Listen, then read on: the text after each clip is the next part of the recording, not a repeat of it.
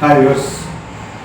இப்போ பார்த்தீங்கன்னா பெஞ்சல் புயல். அந்த புயல் பார்த்தீங்கன்னா கடந்த 4 நாளைக்கு முன்னாடி வங்கக்கடலில் காற்றழுத்த தாழ்வு மண்டலமாக உருவாகி கொஞ்சம் கொஞ்சம் வலுப்பெற்று புயலாக மாறி இப்போ பாண்டிச்சேரி பகுதியில் தாங்க புயல் கனமழையாக பொழிஞ்சிட்ருக்கு. 46 சென்டிமீட்டர், அதாவது வரலாறு காணாத அளவுக்கு மழை பொழிஞ்சிட்ருக்கு. அந்த அளவுக்கு காற்று வேகமும் கிட்டத்தட்ட 60 கிலோமீட்டர் வேகத்தில் காற்றும் அடிச்சிட்டு இருக்கு. இப்போ பார்த்தீங்கன்னா இதனால் மக்கள் நிறைய சிரமத்துக்கு அவஸ்தைக்குள்ளாயிருக்குன்னு தான் சொல்லணும். எல்லா வீட்லேயும் தண்ணி உள்ளே போயிடுச்சுங்க. தண்ணி எப்படி உள்ளே போச்சு? அதாவது ஏரிக்கு பக்கத்தில் வீடு கட்டி வச்சுருந்தா தண்ணி உள்ளே போகதாங்க செய்யும். அதாவது அந்த மண் மழை தண்ணியை உறிஞ்சக்கூடிய ஈரப்பதம் இல்லை. அந்த மண்ணோட தன்மை பார்த்திங்கன்னா இப்போ உரிய முடியாத நிலைமையில் இருக்குது. தண்ணி உரிய முடியாத நிலைமையில் இருக்குது. மழை நின்னாதான் கொஞ்சமாக அந்த தண்ணி உரியும். மழை நிற்காமல் கண்டினியூஸாக வந்துகிட்டே இருக்கும்போது அந்த நேர் குளங்கள் போல் தண்ணி தான் இருக்குது. அப்போ அந்த தண்ணி தேங்குற இடத்துல தான் நம்ம வீடுகள் கட்டி வச்சுட்டு இருக்கோம். அதாவது கடைகள், வீடுகள், அது இது எல்லாமே பார்த்திங்கன்னா தண்ணி தேங்குற இடத்துல தான் இருக்குது. அதே மாதிரி கடலுக்கு தண்ணி போகிற ஏரியாவிலையும் பார்த்திங்கன்னா வீடுகள் கட்டி வச்சாச்சு. அதாவது பார்த்திங்கன்னா என்ன சொல்ல போகிறோன்னா, ஒரு அரசாங்கம் பார்த்திங்கன்னா இப்போ 4 இடத்துல குளங்கள் வெட்டி அது ஃபில் ஆகிருக்கு இந்த டைமு. இருந்தாலும் இன்னும் குளங்கள் பத்தாது.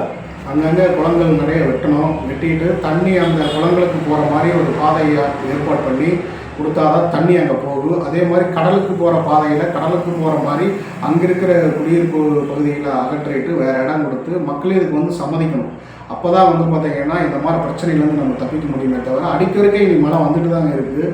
மழை ஒவ்வொரு புயல் வந்துட்டு தான் இருக்குது. நம்ம ஒன்றுமே பண்ண முடியாது. இயற்கையெல்லாம் மாற்ற முடியாது. நம்ம தான் மாறிக்கணும். அதுக்கு தகுந்த மாதிரி, ஏன்னா மனிதன் எல்லா விதத்துலேயும் மாறிட்டு இருக்கிறான்.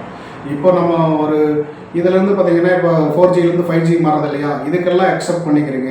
அதாவது இந்த குடியிருப்பு பகுதியில் முடியாதுன்னா நம்ம வேறு இடத்துல போய் இருந்து அந்த மாதிரி அதுக்கு தகுந்த மாதிரி வாழ்ந்து பழகிக்கணும். அப்போ தான் பார்த்திங்கன்னா இது தப்பிக்க முடியும். நீங்கள் என்ன தான் நீங்கள் செலவு பண்ணி ஒரு 4000 கோடி 5000 கோடி ஒதுக்கினாலும் அது அந்த டைத்துக்கு தான் மறுபடியும் நீங்கள் இதே செலவு தான் பண்ணிகிட்டு இருக்கணுமே தவிர வேறு ஒரு முற்றிலுமாக அதுக்கு ஒரு தீர்வே காண முடியாது. இப்போ பாருங்கள், ஒரு குழந்தைகளுக்கு இப்போ மழை காலத்தில் எவ்வளோ காய்ச்சல் வருது, என்ன ஒரு ஹாஸ்பிட்டல் போக முடியுமா?